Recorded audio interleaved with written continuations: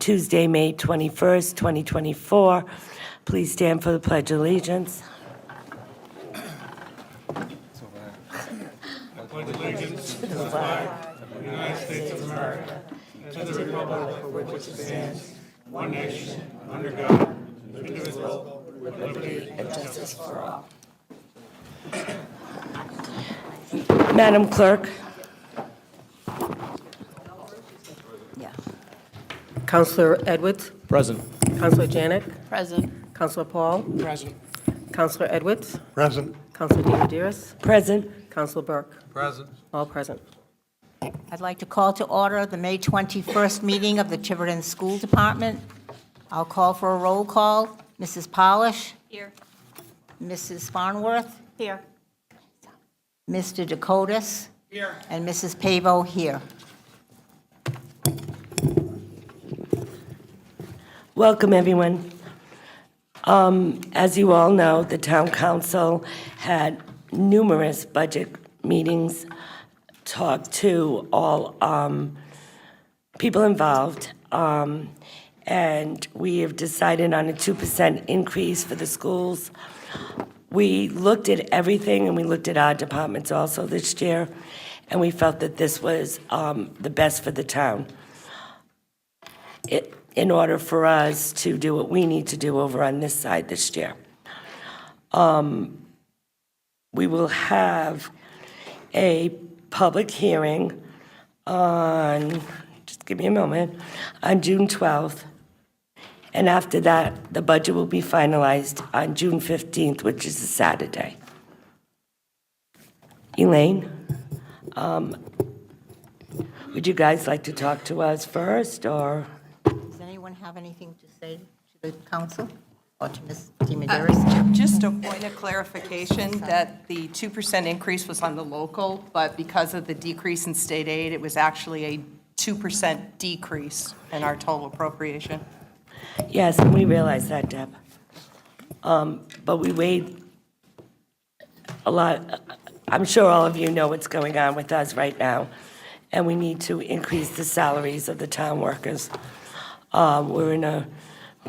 are in a bit of a pickle with the fire department right now. We cannot recruit because we are so low above the average. And even our middle and higher people are so low beyond the average. We've done the best we can over the last few years, but felt because of what's going on now, we need to address that. And the same thing goes with the police. Our police department are paid the lowest in the state also. So we waited all this year. Keep in mind, we gave the school committee 4% 2 years ago. We gave them 3% last year. We gave them for the current year, I'm sorry. We gave them $2 million in casino revenue, and we gave them $1 million this year in casino revenue. So we felt we've been fair, but we felt that we needed to weigh the whole needs of the town this year. John? We also committed $6.2 million in capital. Go ahead, John. Just also worth adding too, like we met before this budget season began, and we committed $6.2 million in capital expenditures out of the casino over a multitude of years for the projects at the high school. So, as well as the safety aspects of the building, so like the locks and some of the other safety aspects. So, I think the point that Madam Chair is driving to is that the town council has done everything in our power to shovel money over towards the school system. I also want to bring up that when we get reimbursement from the state because of school projects, usually that would go into the general fund. And then that would have to be pulled from the town council.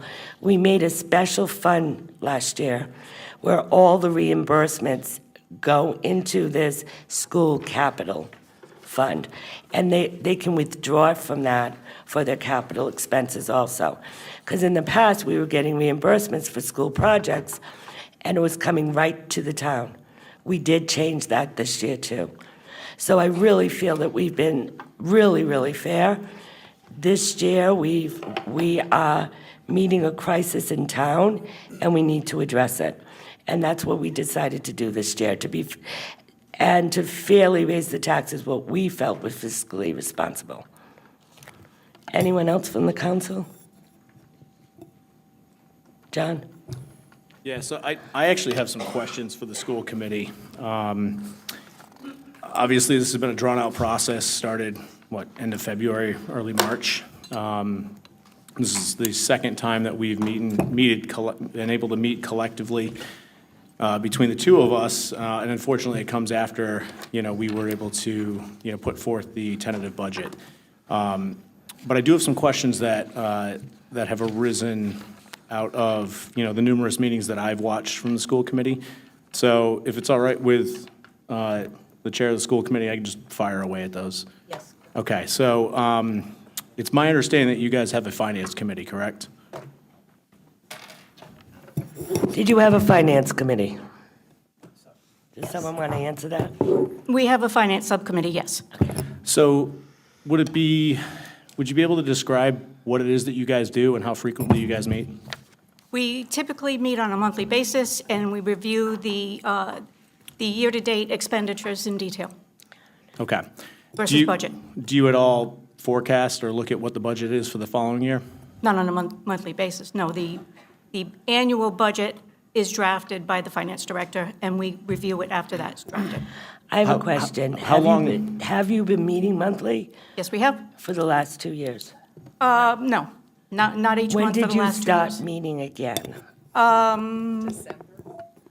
We reconstituted in October, we started meeting again in December. So from December, when did you last meet? So December to when?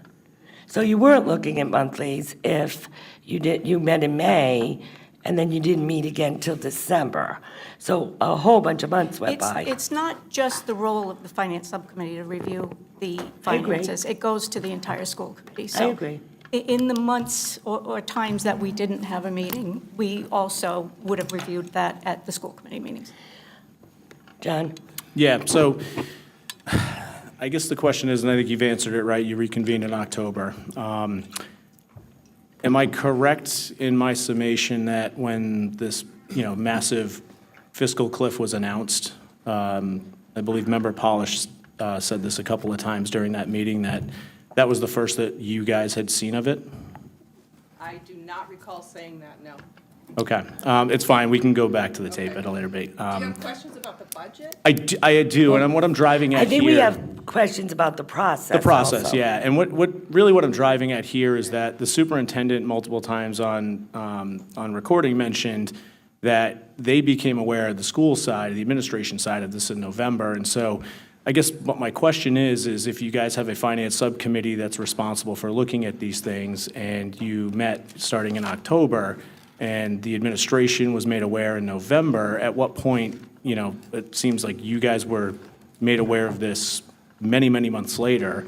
So I guess my question is, wouldn't you typically look at the numbers through the process? Like, wouldn't the point of the finance subcommittee be to work with administration when you go through that budget process? It shouldn't be this grandiose surprise.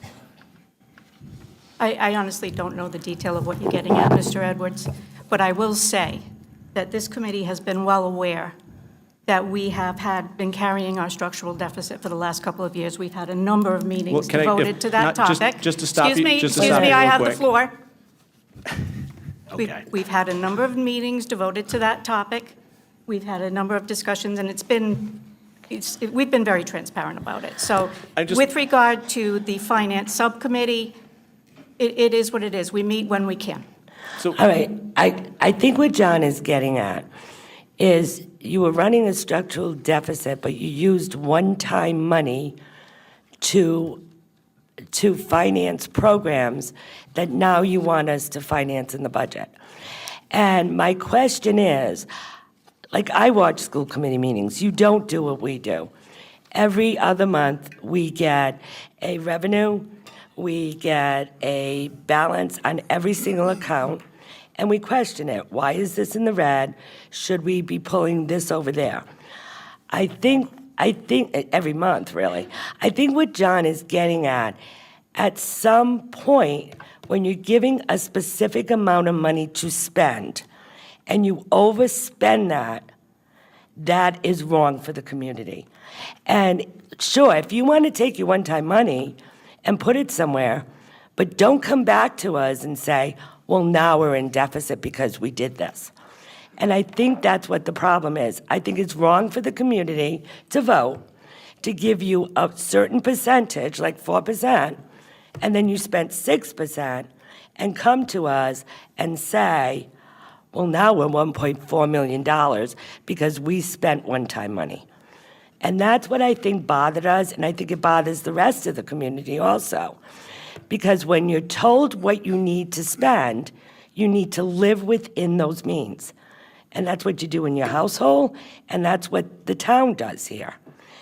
If we did what you did, we'd be in a lot of trouble right now. So that's what we're concerned about. But, you know, that is your business. You were elected to do what you were elected to do, but we don't have to approve of the way you did it. But you can't come to us at the end of the year and say, oops, I need $1.4 million now because we overspent. And there's no way that we can fix this. Now, I have to tell you, I saw a meeting, and Deb, I have to give you credit. There was a meeting where the superintendent asked to spend one-time program money. And you said to him, how are we going to fund this? And he was very rude to you, but eventually said to you, I'll find the money. Well, finding the money, coming to the town council and telling the taxpayers, can't find the money, you need to help us. And that's what go ahead, John. Just to clarify, the point that I was really driving at here is that, and I said this on the Saturday budget meeting, there is a certain level of distrust that I personally have in the school committee's ability to manage and appropriate a budget. And so what I said when we voted for the 2% was that I am uncomfortable giving this school committee any additional dollars because I don't think that you have had the proper financial controls in place to manage your budget. That's the point that I'm trying to make. This is not a personal attack. The reason why I asked about the finance committee and when you meet and when the information is transpired is because if we were in a situation on the municipal side and our administrator Cotta came to us and said, you know, guys, I knew 6 months ago that we had this big problem. We overspent by $5 million. But oops, sorry, like, how are we going to fix this? First off, I can tell you right now, Administrator Cotta would not come to us and say, you know, oops, I made this problem. He would come to us and say, here's this problem, here's my resignation. But if he didn't, we would terminate that individual who did it. So, and I see you guys laughing. I mean, this is not a laughing matter. You know, the fact of the matter is we appropriated dollars. We have gone to bat. I personally have gone to bat for the school system because I am a graduate of Tiverton High School. I went to the Tiverton Middle School. I went through Fort Barton. I have personally gone to bat for you guys every single year, whether it be on the town council or on the budget committee, and now back on the town council again. And quite frankly, I am just tired of having you guys come to us and cry poor. All right, we have funneled dollars over to you. I have said multiple times over the years, hey guys, we got you 4%, we got you 3%, we got you 3.5%. You know, next year we have to be able to take care of the municipal side, and every single year we're back doing the same song and dance. And so, you know, from my perspective, when RIDE says to you, guys, you're having a decrease in population, right? The student enrollment is decreasing. Heck, last meeting, you had what, 1, 2 more students that left with a month and a half to go in the school year that left the district. You have a problem. You're not bringing students in, students are leaving, and now the way that we've played this entire scenario out over the last 3 months, I'm worried that we're gonna have an enrollment crater next year, and the state's gonna turn around, like maybe we'll get a stay of execution with my father's bill, maybe we won't. But if we get the stay of execution, what happens next year? When now all of a sudden the quote-unquote structural deficit, which your lawyer said doesn't exist, all right? It's semantics when we use those terms. But when that happens next year, so now instead of, you know, a $1.24 million cut from the state, if we're looking at, say, a $2 million cut from the state? You know, at what point does the municipality get to take care of its employees after we have worked diligently to make sure that you guys have had the resources you need? And I get it, some things are out of your control, but at some point, we have to have an honest discussion, and really, truly, and I hope you guys all take this to heart, what really makes me the most upset through this entire process is that instead of, you guys coming to us and saying, hey, guys, we got this issue. Like, let's get together, let's work. Let's see if we can figure this out. What happened at the first meeting is members of the school committee pointed the finger at the town, and they pointed the finger at the state. Members of the school committee have said, well, if you don't give us the money, then I guess you don't care about education. All the while, out of one side of your mouth, you say, well, we need to meet together, we need to get together and meet so that we can figure this out. Well, your actions and a lot of your words and your tone indicates that you don't really want to get together and meet and figure this out. You want us to solve the problem for you, and that's problematic in my eyes. So Let me speak. Is it on? Is it red, Deb? So as far as the committee and the finance subcommittee, I've been on this committee for 14 years. We absolutely look at the numbers. We look at the numbers all the time. We can agree to disagree. We look at actuals. It's in our consent agenda. We have been talking about this budget crisis for I don't know how long. Anybody that's a parent out there, you look at your Facebook feeds, you see it come across year after year after year. We have been discussing it. We have been very transparent that in the past we used one-time funds. We were coming off a once-in-a-lifetime crisis in education. So we cut 23 teachers back in FY 21-22, trying to, understanding that we were having enrollment declines, but given the crisis and the loss in learning that we were experienced, yes, we used one-time funds. We held on to every SEL, every specialist, every teacher we could, because we understood the learning loss that was occurring. As far as coming to you and asking for a large increase, we actually did not. We came to you with a $24 million budget that was actually less than what we got last year. We did not come to you and ask for anything more. You may be referring to the initial budget documents you got from the superintendent, but that was not the school committee budget. That was a starting point. We knew there needed to be cuts. We, in fact, have made $2 million worth of cuts. As far as the historical increases, if you go back to 2015-16, we have received an average increase of 1.2%.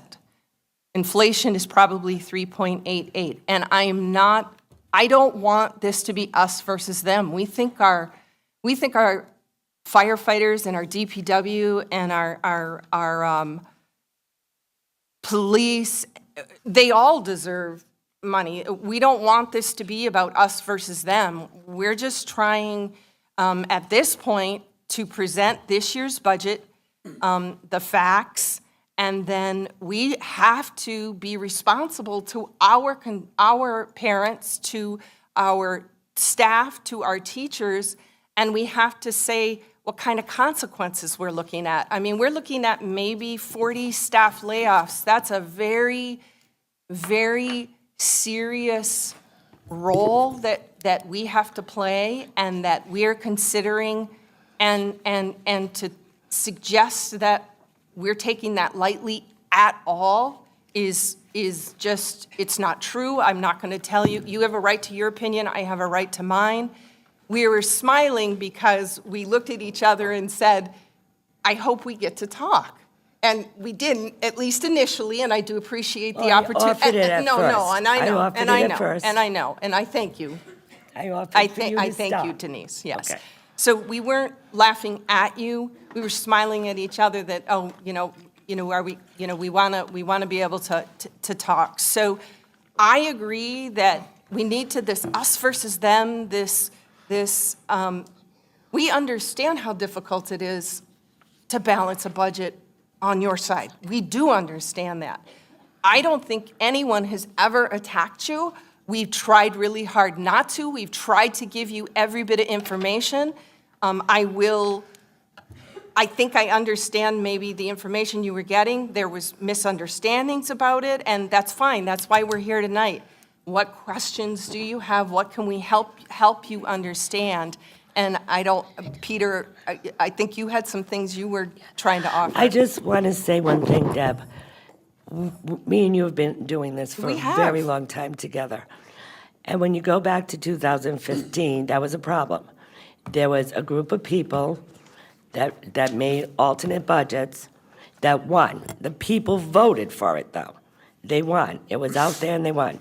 Now, me, you, Diane, Trish Hilton, and a whole group of people got together with Sanford Mandel, and we got you 5.2% that year. My only point Okay, is, but if no, you, no. but if you But I'm average saying- it out, but it's the not people 4 or on- 5% that but the John is people- intimating. But that's not our fault. There was a group of people that decided to do this. Everyone, almost everyone on this committee was in my living room getting budget signatures, putting up signs, and going door to door.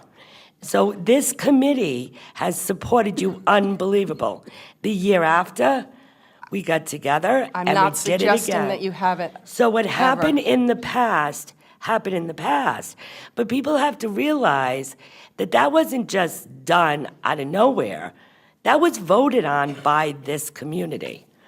And I just feel, you keep telling us you have a deficit, but if you spend what you were given, you wouldn't have a deficit. We don't spend what But we're not given. We understood that, and we cut. But you so didn't while cut we try- enough, though, Well- because you have a $1.4 million deficit. So that's what my problem is here. The town was given, I think, 1.9% last year, and we spent 1.9%. But if you give us an average of 1.2% in that many years, and inflation is 4%, it does cause issues. And I don't disagree that, we are trying to solve we have had a decline in enrollment, and we are addressing that. That's why we just, we sent 11 layoffs. It does cause issues, but you have to live within your means. So you can't have a country club over here. You cannot do that. And no, I'm sorry, guys, but if you look at the increased salaries if you look at the increased salaries in just administration over the last 2 years and look at the increased salaries in our administration, there's a problem here. There is a problem here. Madam Chair. When our police chief is making less than an assistant principal, there's a problem here. So we need to talk about that. When the town administrator, the superintendent's almost making double what he makes, there's a problem here, and it's not fair. You've asked us to balance our budget. We are balancing to what you've given us. I don't understand what. So you balanced it to the 2%? We are balancing it. We are in the process of balancing the budget to what you've given us. Will you be closing Fort Barton School? I can't, everything's on the table. All right. Well, We are need to know balancing that. the budget. We need to know that. Why do you need to know that? Because if you watch the town council meeting, there was a concern. The majority of us did not want to close Fort Barton. So you're saying your Oh, no, we're not threatening. You're saying that your education funding is going to be contingent upon whether we Nope, do what you that's not demand? what I'm saying. I'm saying that we need to know your cuts before we go into the finalized budget. It's only fair, because if you decide to cut things that we don't agree with, we can increase our finalized budget. So we need to know what your budget is. I'm not Madam Chair. taking it from the So- audience. Just Go ahead. a quick point of clarification here, and I understand the semantics around the numbers and taking a straight line average of what the increase was over the last 5, 7 years, whatever it is. Let's be clear. The school budget in the last 5 years is at least 17% higher than it was 5 years ago. Okay? That's a material increase. And I just want to talk to one point, which I don't think has been addressed by the school committee side, but this really goes to the heart of what my point is here. when we initially had these discussions, you transmitted the wish list, and then you transmitted the budget number. We went through it, and then there was a couple of meetings, and it was, I don't know, a month ago when you made the first round of cuts, and I watched the school committee, applaud that, they were able to cut, almost $900,000. But of that $900,000, $450,000 of that came out of special ed budget, which was directly tied to 2 students. Now, if you rewind in time back to January, the reason why RIDE cut our budget, our state aid, by $1.245 million was because $400,000 of that was directly tied to high-cost special ed, and that was 2 students. The same 2 students that RIDE knew were gone from the district at some point prior to them posting the number. It took until a month ago for you guys to reflect that in your budget. And the question I have for you is why? And more importantly, why should I trust anything that you put in front of us if that hung in your budget, $450,000 hung in your budget when you're facing this supposed giant deficit? I want to know why. Because I feel like I'm being deceived, and I feel like the people are being deceived when you hold that number in your budget for that long, when you know full well that those students are no longer in the district. Except that those are completely different students. They are not one and the same students, first of all. Second of all, the estimate that we had for special education involved in December and January was actually 3 more students that are no longer in any of those special ed programs and have actually been brought back into the classrooms here in Tiverton. So it's apples to oranges. It is not the same, and we did not hold it. We revised the budget as soon as we knew that those students no longer needed services. There was no holding. So I guess I'm confused then, because if the state pulled $400,000 in January out of the state aid, and it was related to special ed students. So that's based on it lags a year. That information lags a year. Every year, we provide our special education information to the state based on the prior year. So what we had in our budget in January for special ed is a year later than the calculation that went into state aid. So let me understand this correctly. Are you saying that in theory, we could have high-cost special ed students in the district this year that we have to foot the bill for, and that the state aid next year, that portion that we get back is essentially a reimbursement, similar to how Medicaid would work? Correct. Okay. Mike? We're going to take a slightly different approach here. And I appreciate the concerns that my colleagues have, and I share, and I've shared those in public meetings, but I'm also going to be direct in saying that I think we're at a point where we need to try to figure out how to move forward. I don't see us increasing what we've put forth for the schools this year. I just don't see that happening, given everything else, being very clear. And I do want to recognize a couple things. One, I want to apologize, because I was one of the folks who wanted budget to actuals for 5 years, and at the last meeting that we had, I said we still didn't get it. I was looking for a slightly different format, and I looked again after that meeting. I found it, so thank you. If I'm wrong, I'm wrong. I want to admit that. And I also want to recognize that going back to 2019, the budget that this superintendent inherited had a structural deficit of about $2.6 million. Okay? And over time, there were efforts made to whittle that down, but then it increased for a variety of reasons. I do agree that, and I think there's probably agreement on the other side, not the other side, with the school committee, that efforts now really have to beef up to get rid of that structural deficit. And I think also it behooves us, and we've talked about closing a school, not closing a school, what happens with that, decreased enrollments, what happens if we get a huge increase or a significant increase in developments and possibly more kids in the school system. I think we have to have, after this budget session is over, start a community conversation to include everybody, not just folks in this room, folks who don't have or never had kids in school, because they also pay taxes to support the school system, and have that as a facilitated conversation with somebody who's not involved with us. So everything can be put on the table to look at what do the residents of Tiverton want our school system to look like? And how do we address that from a funding perspective over time? And there will be hard, and I'm sorry, there will be hard decisions, and I appreciate the hard work that we all do. And yes, there have been, back and forth, and I do know, from my own work, how volatile costs like special education can be. They can be very unpredictable for a district. And they will throw things out of whack at times. And also, school funding formula is not current year based. It's always retrospective in nature. So that also makes it a little bit challenging.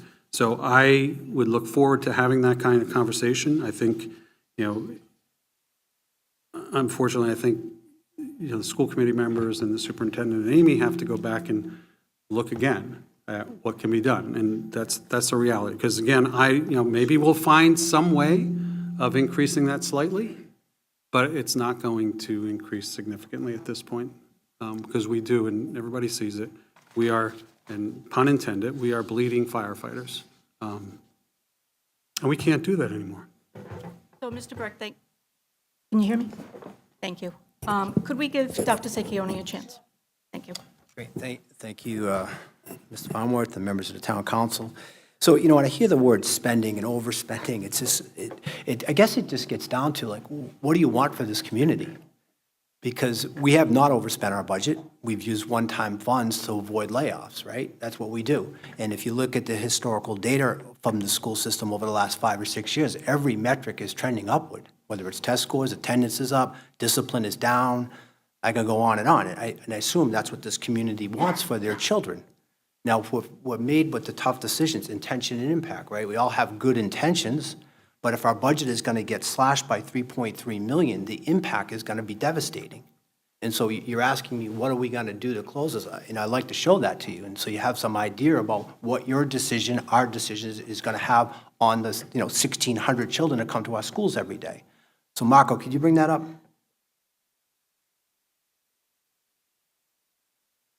Nope, the PowerPoint. There you go. I don't know if you guys can see that.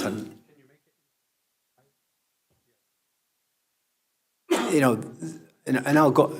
I know you've received a lot of information from us, so I don't want to go through a lot of things that you already have. But if we're looking at this year's budget that we're working on right now, there's 3 funding sources: the town, the state, and what the school committee voted to add. It was $35.5 million. And now, as we look at next year, the town is at 2%, state aid's down significantly, and the school committee has not voted to add in one-time funds, but I'm showing it because I'm hopeful that they will. And that budget is going to be less than what this year's budget is. Now, the school committee did vote a 4% budget. We were hopeful for that. The delta between a 2% and a 4% budget is $546,000. So that really caused us to scramble a little bit and try to figure out how we can balance. I'm just going to skip through this and kind of get to how we're going to balance, right? So at the school committee meeting on April 23rd, as you've already referenced, we reduced or eliminated from expenses $867,000. A lot of that was special ed. A lot of it was cutting into maintenance. A lot of it was cutting into our sub-account. A lot of that was cutting into technology. And we also laid off 11 staff members. And those are critical staff members to us, right? But that, we're still not balanced at that point. So we come to the May 14th school committee, and we take a closer look, and we didn't want to eliminate late buses because we're eliminating so many staff members who help our students during the school day. We wanted them to have the ability to stay after school to get that help, but the families that work, and most of our families in Tiverton do work now, we're putting those kids at a disadvantage. They can't stay after school because their families are working, but those are the tough decisions we made. We eliminated middle school sports. We brought back a special education program. We offset a salary with a grant, and we laid off 12.5 staff members. Now we're at 23.5 layoffs, and we're still not balanced. So, depending on the appetite and what the school committee wants to do, I'm going to come back to them next Wednesday, and it's at least 5 other layoffs, if not more. We're still working on that, which would get us up to 8.5, and we still haven't closed the deficit. And I keep saying to the school committee, there's no place else to cut. And so it's not our spending, it's just a revenue problem. It's not, it's the amount of revenue. Now, I get it, intention and impact. Everyone's intention is great, but the impact is going to be devastating on these 1,600 kids that are going to walk into the door next year. And I'll just go back to how I started the conversation. And it's proven out in the metrics. When the Tiverton Public Schools were appropriately funded, we produce outstanding results. And that's all we want to hang on to. I hate to see it us versus them. I mean, we just want to hang on to doing what's right for students. And when we're forced to make tough decisions, as I'm demonstrating to you and illustrating to you right now, we will. But it's going to have a big impact.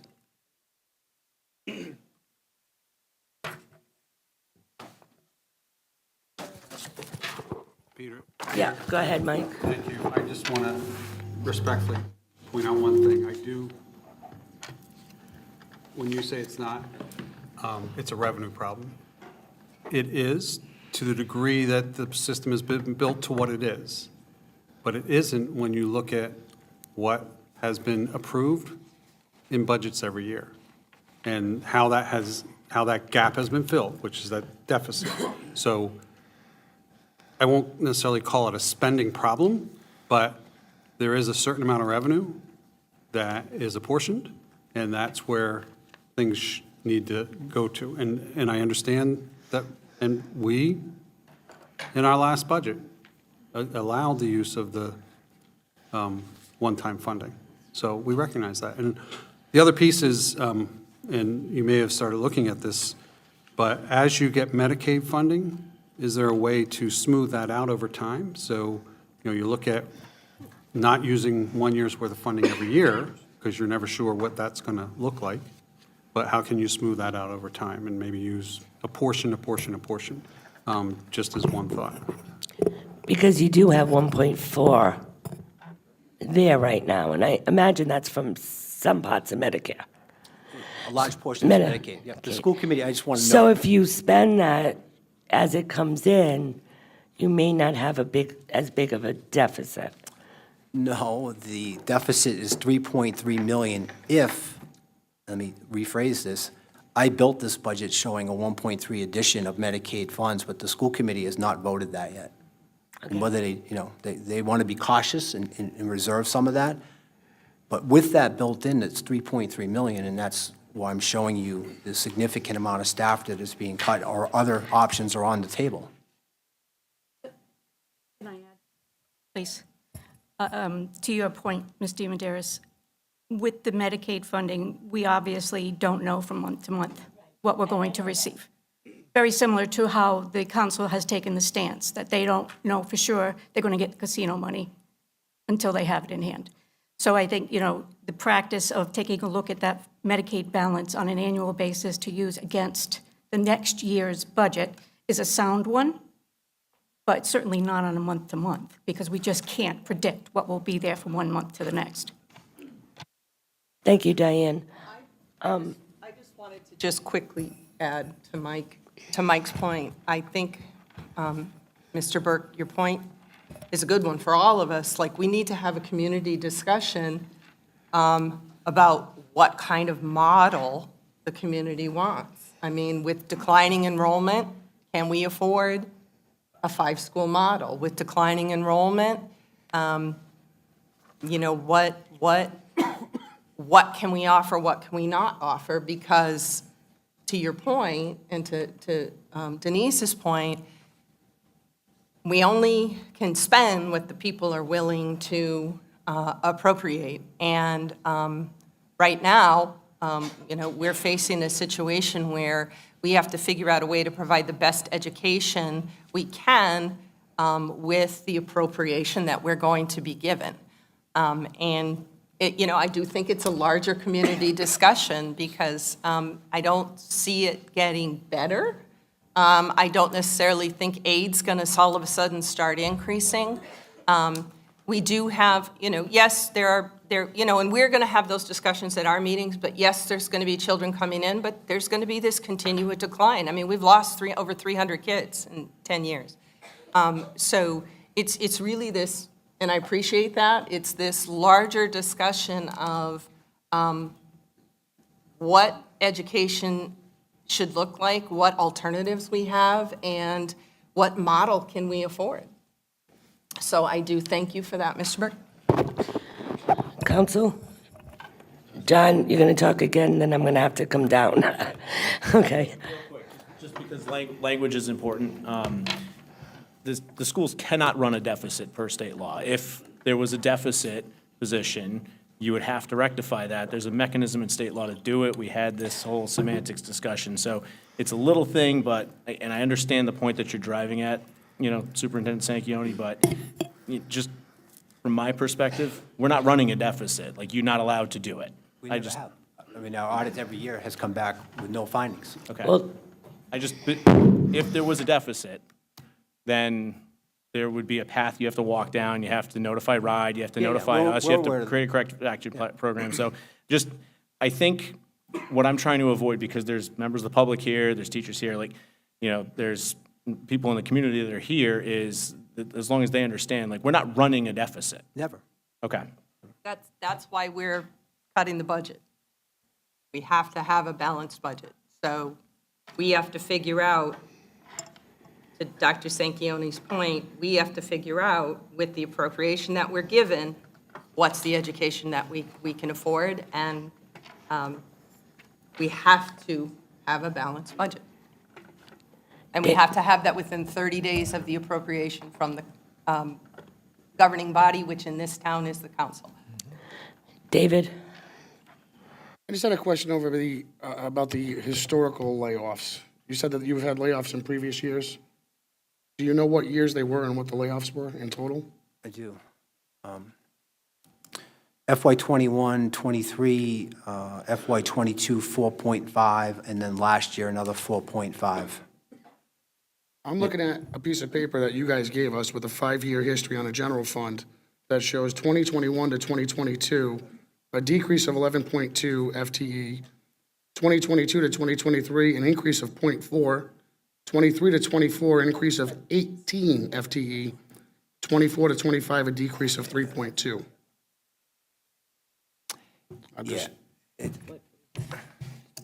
It's just not apples to oranges. People come back off of grants. People come back, for example, we used to pay an assessment to the region. 13 employees were paid on that assessment. So when we brought the region in, we don't pay the assessment, so let's just make up a number here, $1 million. So we don't pay the $1 million to the region for those 13 salaries, but we absorb those so it's cost neutral, but our FTEs will escalate. So I can certainly provide you explanation to all that, but we're not hiring extra people. We've added 2 positions in 6 years in this district, 3 positions, and those are the bridge programs that we originally paid for out of ESSER, and obviously we've cut them.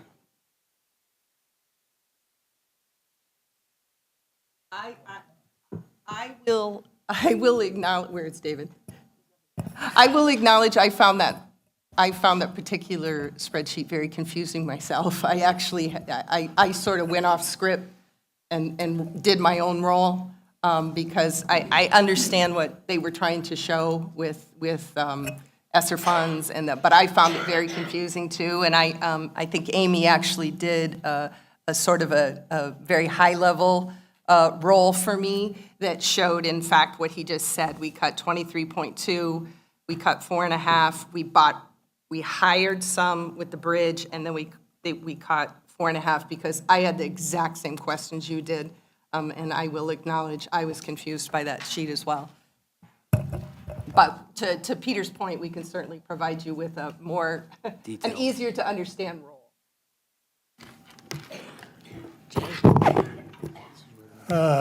I've been doing this for a few years, and one of my issues has been over those years, we get presented with a scenario, the sky is falling, we're going to have to lay off teachers, we're broke, you got to bail us out.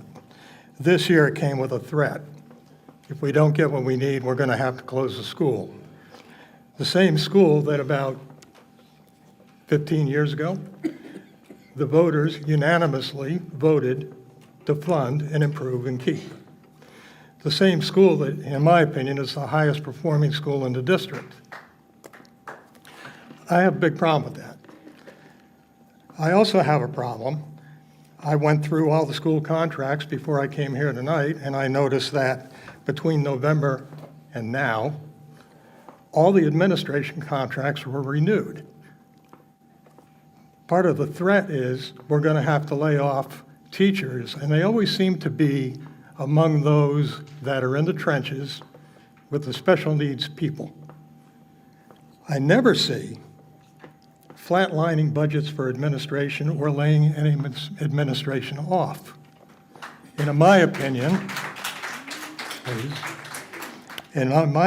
we're a little top-heavy in administration. Also, you know, this is one town. So the police and fire are over there negotiating contracts with us, and I'm on that committee. And we have to look them in the eye and say, guys, you know, we really can't afford you. But then they look at the contracts over here. They don't appreciate that. They don't understand it. I don't think they have to understand it. It's just not fair. It really isn't. Now, we can't tell the school committee how to run their business. They can do any contracts they want. They can lay off who they want. They can manage their budget the way they want. But I think, in my opinion, I can tell you, if I was on the school committee, there wouldn't be this kind of largesse going on. I understand that the teachers deserve what they get, but if you haven't done it, I invite you to look at the teacher's contract, look at page 4. That's where all the steps and all that are. So when you are fed the line that, oh, well, we only got a 2% increase this year. Yeah, maybe they did. But that's the contractual, call it the cost of living increase. Doesn't include the steps. The steps are on the order of from roughly 5 or 6% per year, from year 0 to 9, 9 to 10. Guess what? 17%. That's in addition to the cost of living. I think the school committee, whoever it is, needs to look at this kind of stuff and think about it long and hard. You know, we're supposed to be one big happy family, but we cannot treat one part of the town this way and treat the fire and police and DPW like second-class citizens. We've been doing it for a long time, and it is now coming back to haunt us. You know, the fire department is every bit as important as the school department. They're necessary. So is the police department. They're necessary. And we have to fund them properly. We have to find a way to keep them here. Right now, Tiverton is laughingly become, you know, the apprenticeship after they go through the academy. They come here for a year. They get some time under their belt. They get some experience, and then they're gone. They don't have to go very far to add 10, 15, 20 grand to their salary in 1 year. This is unsustainable. It cannot keep on going on. May I have the floor? Jay, I just want to make sure I understood. When you were talking about the bond vote, is that what you were talking about when you said it was unanimous? No, I said overwhelming. No, you said unanimous, and I just want, but I think, Maybe that's a poor I term. think the actual vote was very close for those schools. I mean, and it passed, I think but I think, you know, it's important to be clear that that bond vote wasn't unanimous. I don't know that I would even term it as overwhelming, but it did pass. Thank you. Right. Thank you. Ms. deMedeiros, I think it's our turn. Well, that's fine. Just ask me. You didn't have to do it that way. No, Go ahead. I'm trying to be respectful, thank you. And I do want to rebut Councilor Edwards' remarks. Mr. J.P. Edwards, we need to find a new name in this town, I don't know. So I want to first of all say that I agree that the town council has a very difficult job in front of them. You need to appropriate the needs of not only the schools, but all community functions, and that includes police, fire, DPW, recreation, and so forth. However, you do need to balance the needs of all, and that includes your schools. Your current situation with Tiverton's firefighters has been brewing for a very long time. This did not come up overnight. Blaming education costs for your underfunding of the fire department is simply irresponsible. The people of Tiverton approved you to be the appropriating body with the expectation that you balance fairly the needs of all.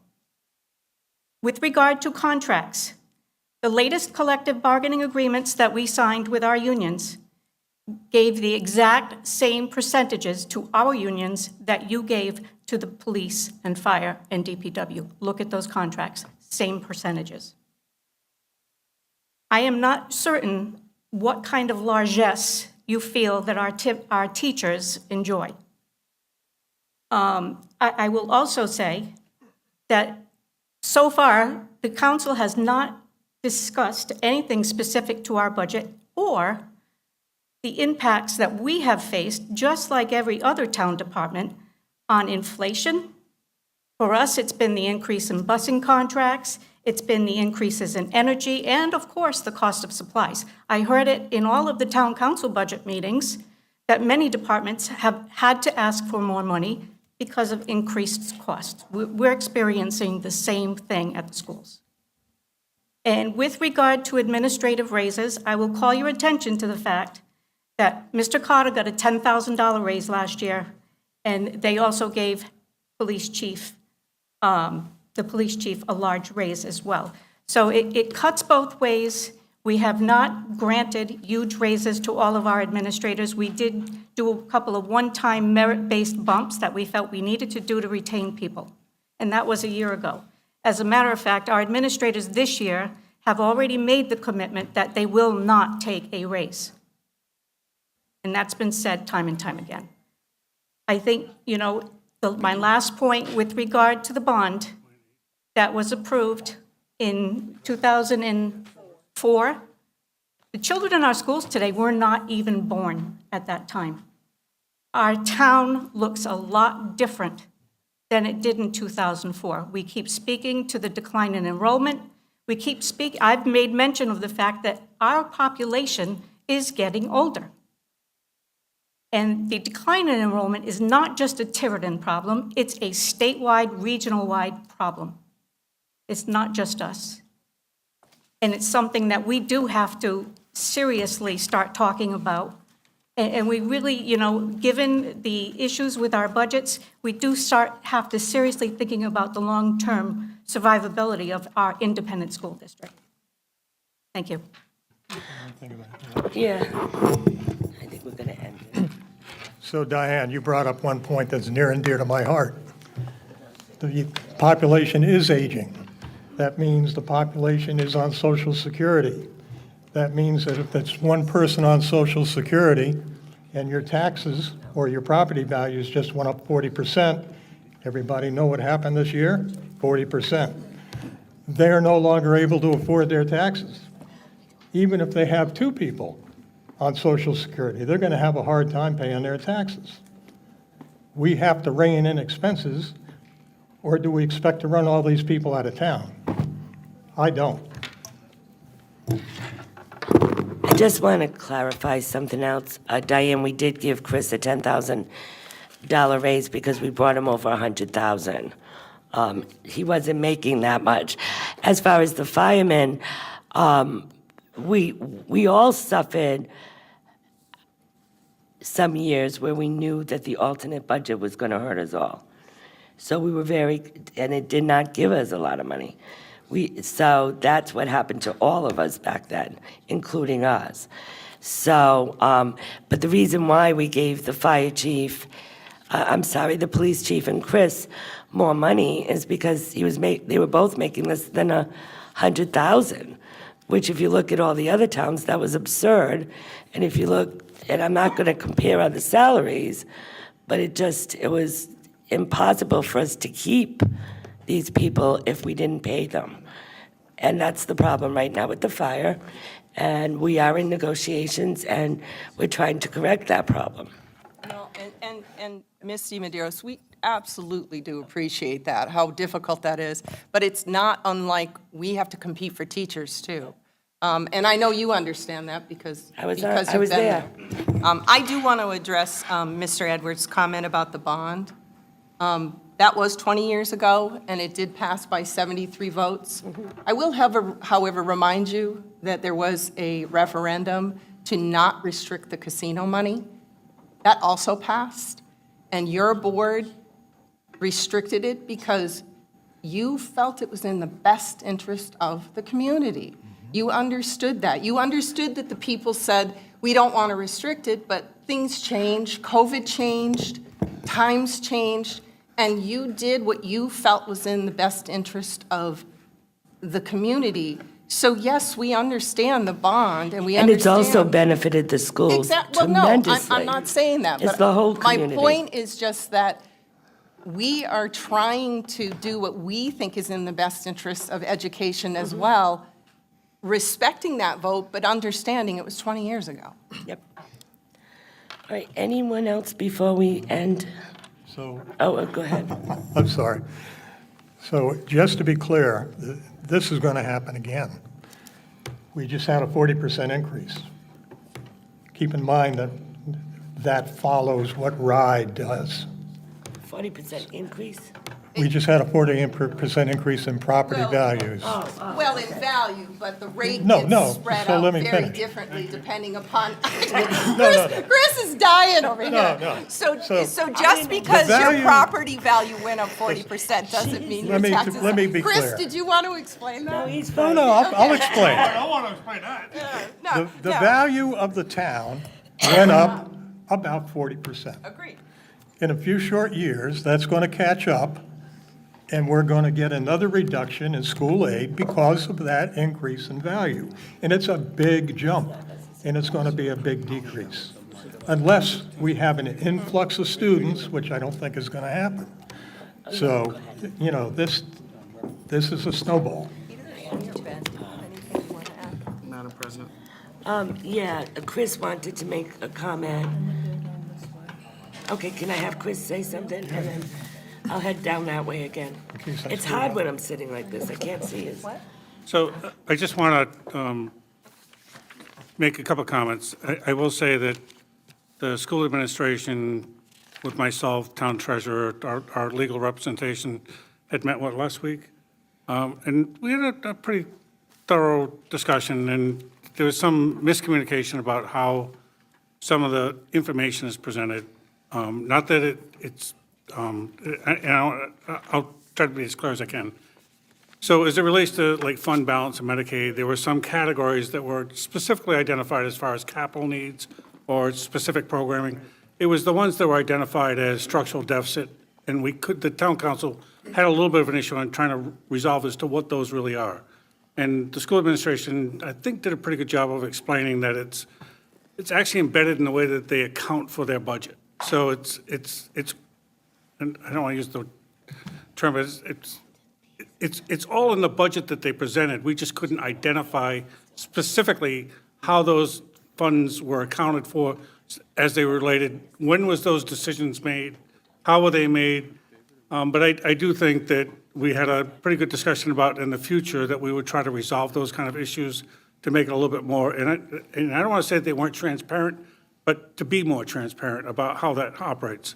The other real discussion that we had were about some of the items that are in the budget that probably shouldn't be in the budget. And not that they're not legitimate expenses, but if we're buying Chromebooks for kids in the 5th grade and in the ninth, when do they go to high school, 9th grade? That those should probably come over to the gaming monies and be funded that way. New textbook programming, any kind of one-time expenditures that really shouldn't be built into a sustainable budget for operations that maybe, and I know I haven't had this discussion with the town council yet, but we do think that collectively that it might be a better idea to help break some of the stuff out of the budget to make sure that it does get funded properly. So it wasn't like we had a brouhaha about what expenses were they right, wrong, or indifferent. It was more about the accounting mechanism and how it's done, that it wasn't, because we don't deal with their budget, we don't understand really how it worked. But I do think that we had a very thoughtful, provocative way of trying to work our way through to understand how it was, so that, because I do know there's some members of the public who have also had the same kind of concerns that were addressed through communications with us. I just wanted to address that fact so that it was clearly communicated through the administration with the help of, the treasurer and both legal staff. I was going to say this, Deb. When I went through this line by line, there's a lot that I think could be pulled out for one-time casino money. There's like one-time, and I know library books, you might want to buy more next year, but maybe put it in your casino request next year also. But that might help, because I looked, as I was going line by line, I was like, well, maybe some of this should be pulled out and asked for other funds. Can I just to bring up the casino funds, and I had this in my notes to bring it up this evening. We approved a request for casino funds back in February of this year, I think it was, and there had been a meeting scheduled for us to meet with you on that, and that was almost all safety-related casino requests, and we haven't heard back. Is that coming up soon?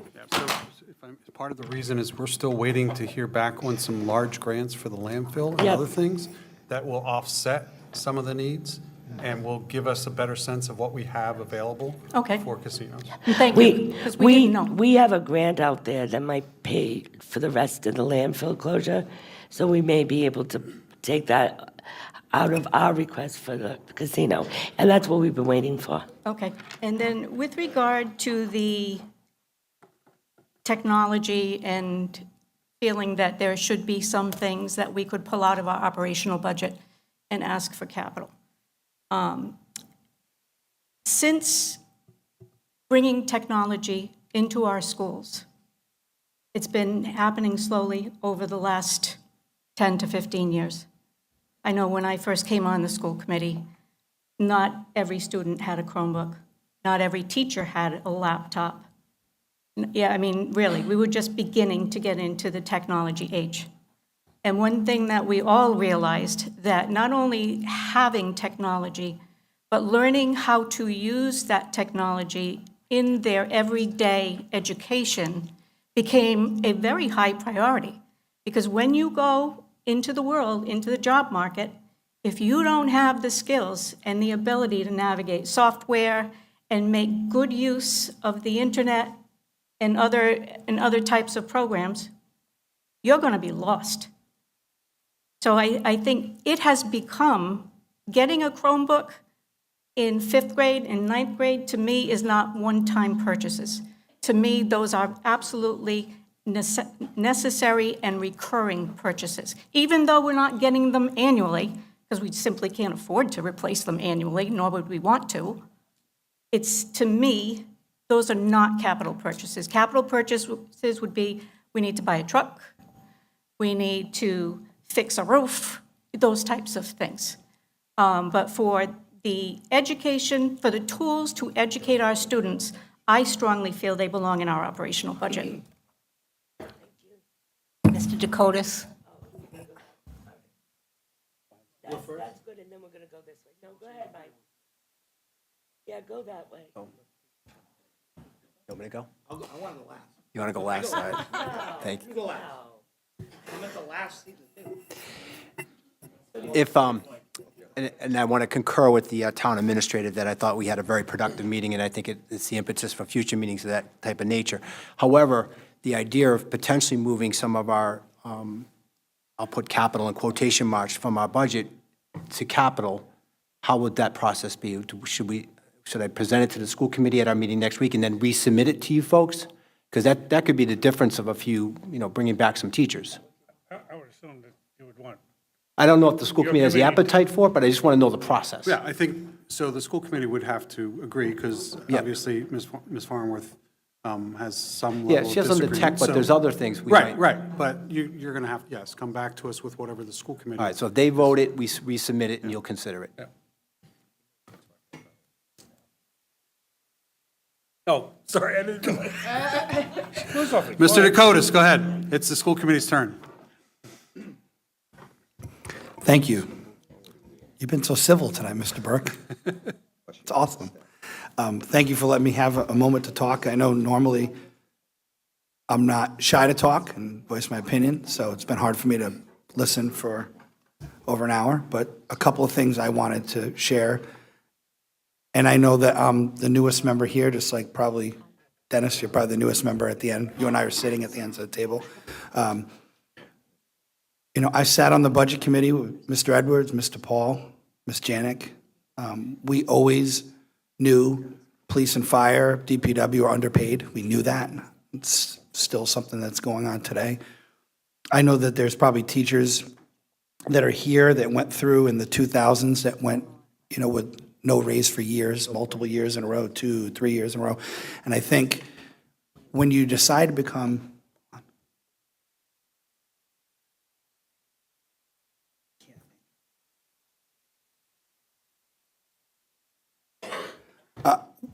what I was going to say is, I don't think any young man or woman or a child dreams to be a firefighter or a policeman or work for the DPW or become a teacher.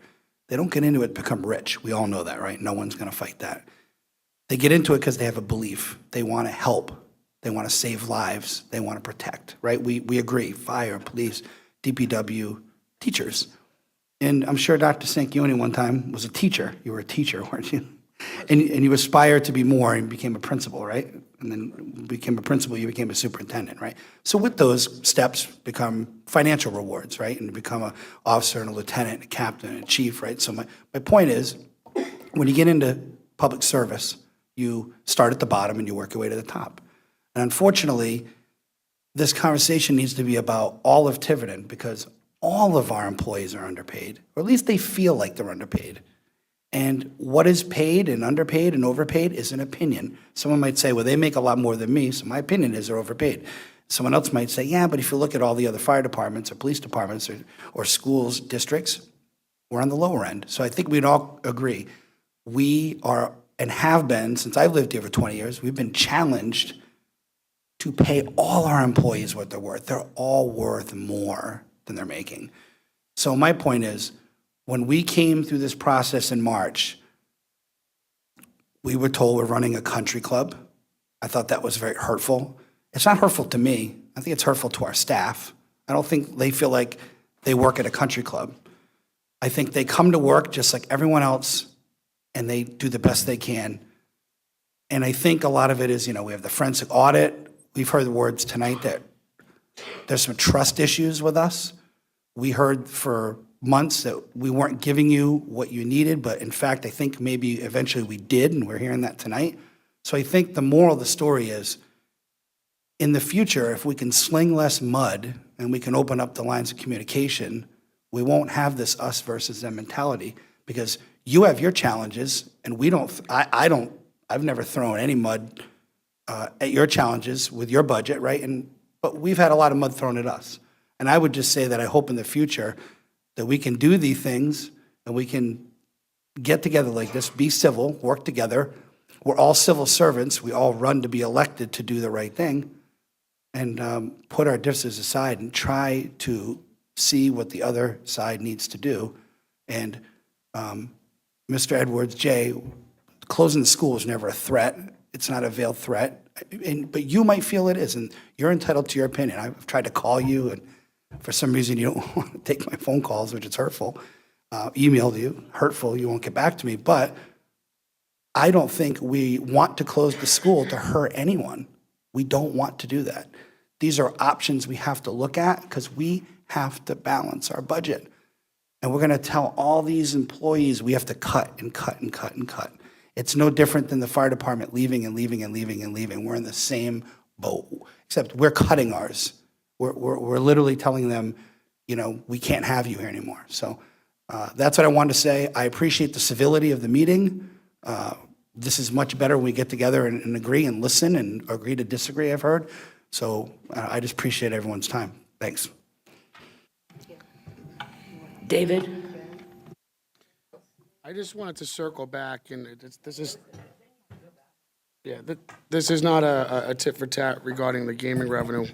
You had mentioned the votes before, that's why I said this, or I want to say this. The casino vote to restrict the revenue versus unrestrict, just so everybody's clear, that was 13 vote difference from passing and failing. The voters by 13 voted to restrict it. Sorry, not restrict it, to throw it right into the revenue stream. Unfortunately, what happened shortly thereafter was COVID. And I think Chris can attest to long, stressful days and nights of having to slice and dice the budget just to get that casino money out of the budget. So that is why it is restricted now, but I think that's a great idea, and we've talked about it before. If there's anything else in the school budget that we can throw onto the gaming revenue is everybody's money, not just the municipal side. So if there's a way to increase that contribution to help offset the budget, that's great. Just keep in mind, I mean, that was the same people back in 2018 and 2019 that put alternate budgets in when we fought Budget 1 and Budget 2 and beat them back, so.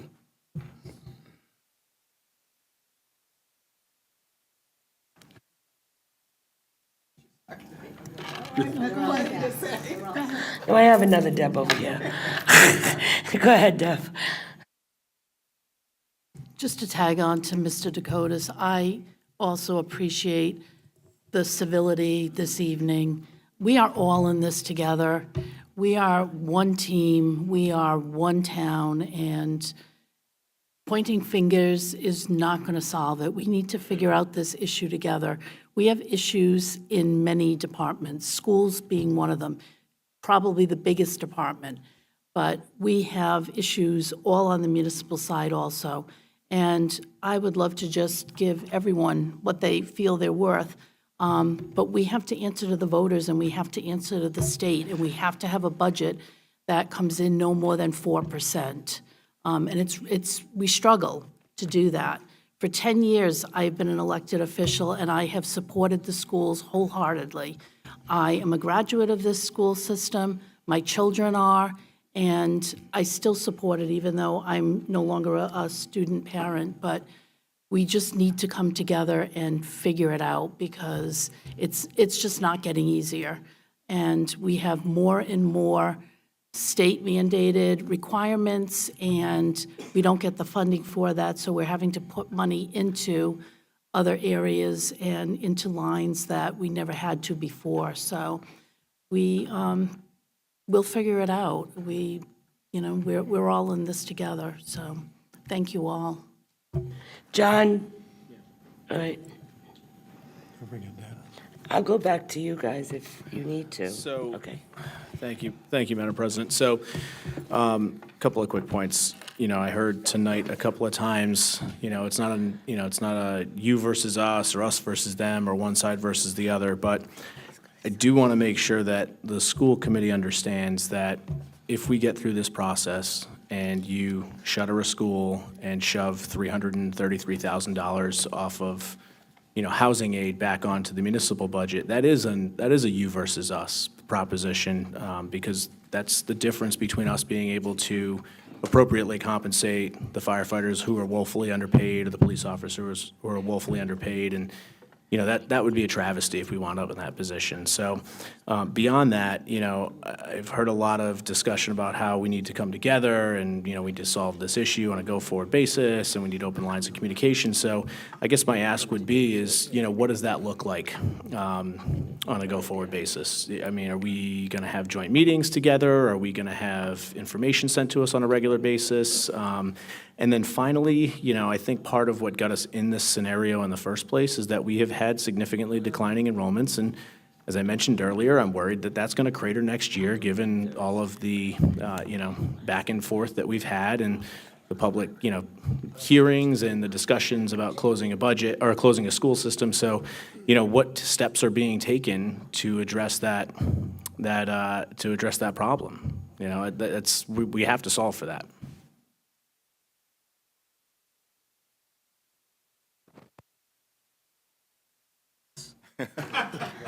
Don't be shy.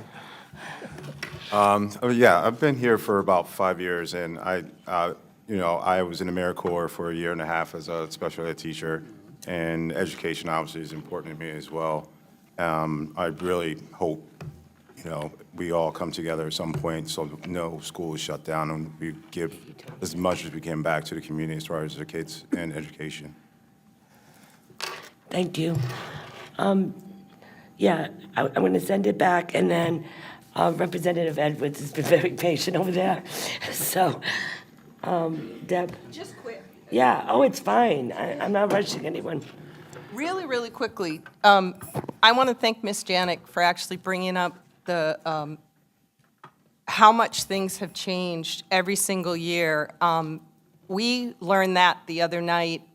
We were having a discussion with our administrators, how different the graduation requirements are now compared to what 10 years ago, 5 years ago.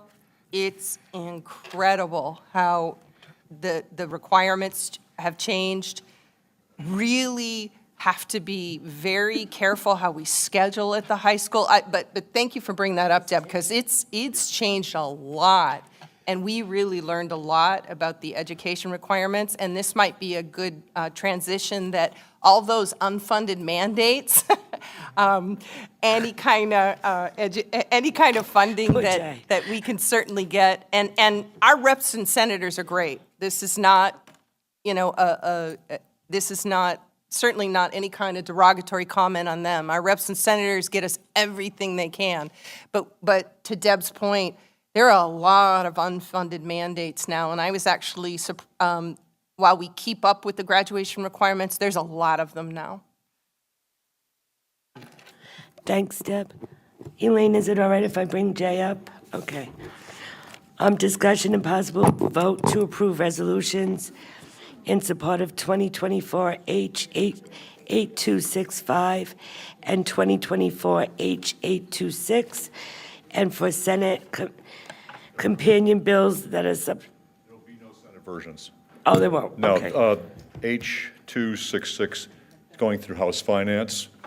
We create the budget, we run the budget. If we're going to put this in if we can get it through, it'll be in the budget so the governor can't veto it. All right, could you explain what this is? H266 is an appropriation of, actually, it's a resolution moving $600,000 from charter schools to the Tiverton schools, $300,000 from charter schools to the Burrowville schools, and $300,000 from the charter schools to the Middletown schools.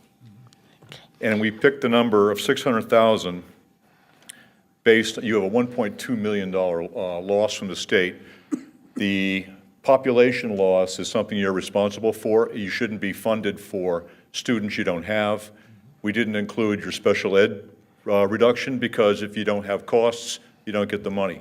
So the one thing that I could explain pretty clearly to the House Finance Committee was that the increased value of the town is such that this is right now an undue burden. It was unexpected.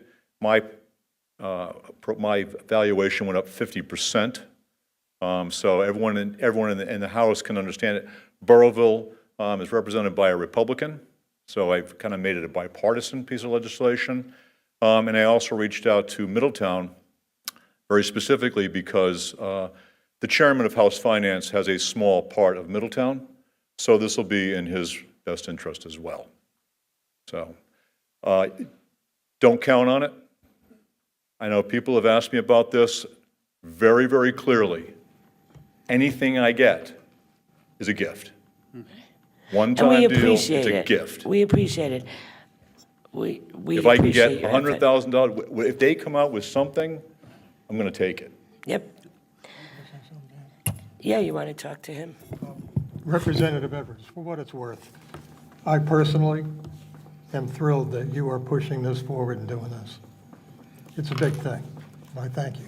Well, it is my town, so, I'm a resident here just as well. Just, if I may, And sorry. I've heard this a couple times from a number of people about the state budgeting process. The funding formula is black and white. State doesn't feel like cutting us. They don't feel about not giving us money. The state is a black and white mechanism. You push the numbers in, the numbers come out. That's it. So if you decrease your enrollment next year, you will have a reduction. And you're what, 1599 right now? If you drop down to 1500 or below 1500, you will have a reduction on probably on all three counts. So when you're budgeting next year, anticipate it. You know where your population, I don't. For me, it's truly, I open up the book and it's like, wow, that's what we're not getting? So I have 4 bills in play for the town. For the school committee, I have House Bill 7129. This will allow school committees statewide to bring things up for discussion only. State law, for some reason, excludes school committees. They're the only group that is not allowed to bring something up for discussion only. I've watched your meetings. You definitely need this thing. You need to resolve this, correct it. And this is not only for Tiverton. I put it in on behalf of Tiverton, but it is for school committees statewide. You have 8266, which is $600,000 to the town, and you have 8265, which talks about financial disclosure. And I also have 7060, which I think, that's the oyster farms. I think we're going to come to a good resolution on that. Good. So thank you, Representative Edwards, for all of that and all of your efforts on our behalf, and especially in regard to the effort to get the hopefully additional 600,000 or whatever it might come out to. But I think it's important that we recognize, as you alluded to, this is a one-time thing. So it's still going to mean that next year there's a big lift that has to be addressed. So just putting that out there.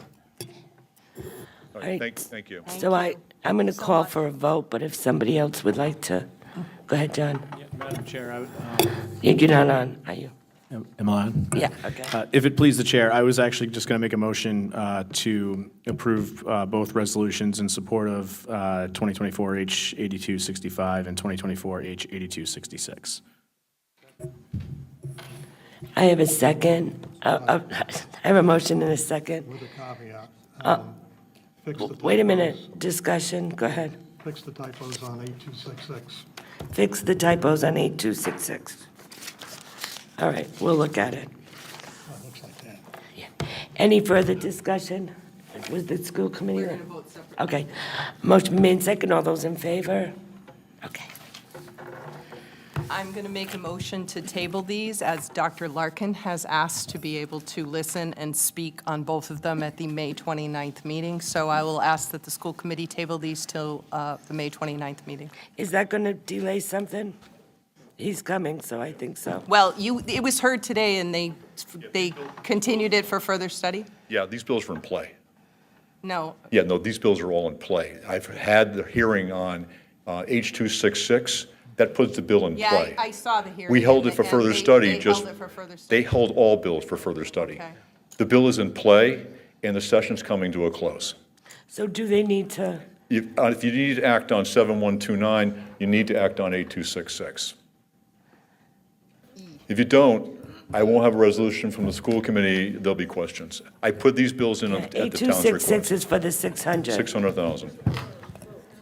Mr. Edwards, we don't have 7129 on our agenda, so we can't Oh, speak. I get it. Your next meeting for that? Next But we Tuesday. have, well, if you can have a meeting sooner than June 1st, because we're going to end. It's next Wednesday. We are meeting next week, Okay. You have to put that on your agenda, because there is a Senate version. I can text Member Dakotas and let them know what the Senate version is. That's why this bill is in play, because all three. there will not be a Senate version for 8266. Because I heard three. What you're recommending is 8266. We Yeah, do this there's three. tonight. Do it tonight. If Do you it have it on tonight. your agenda, I need it. Because on the I'm going to agenda. go to the speaker, I have a meeting with the speaker and his lawyer this week. And at this time of year, they're pretty rare. So I've got a bunch of bills to talk about. These three bills are something I need to talk about, especially 8266, because that's not, there's no change in the budget. It's a pretty easy piece of legislation to move. We're just moving it from the charters to us. Representative Edwards. I really think that the school committee should probably vote on, yeah, Yeah, that's what's on there. yeah. Okay. Representative Edwards, any oysters, any pearls?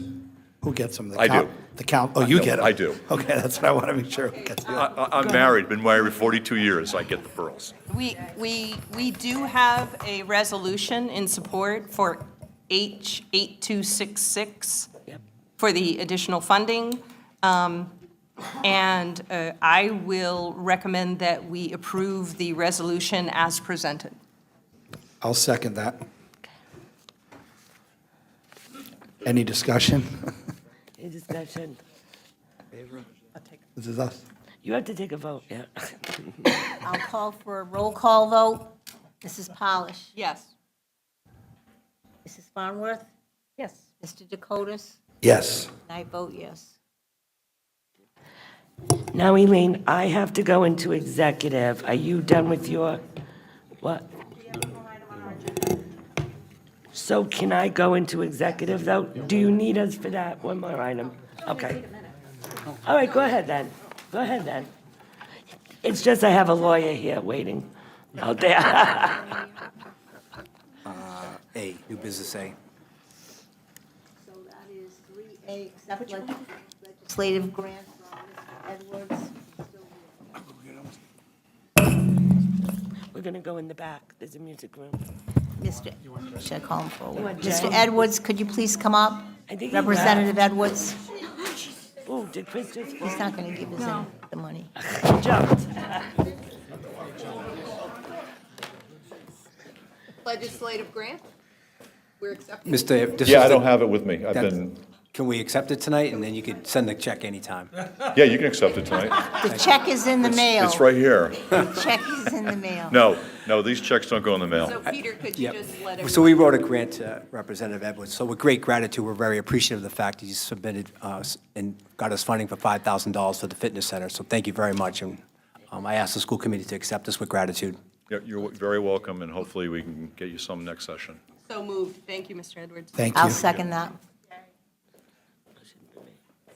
All in favor? Thank you. Do you want to adjourn yours, and then I'll go on? I'll make a motion to adjourn. I'll second that. All in favor? Meeting is adjourned. I'd like to entertain a motion to go into executive session. Council President deMedeiros, Rhode Island General Law 424654, any investigation proceeding regarding allegations of misconduct, either criminal or civil, the fire department. Council President deMedeiros, Rhode Island General Law 424658, litigation, potential and new litigation regarding Tiverton Fire Department, including a USDC Rhode Island matter. So moved. Motion's been made in second. All those in favor, roll call. Dennis Milborn? Yes. Yes. Yes. Yes. Yes. Yes. Yes. All right. We're going to the music room in back of us.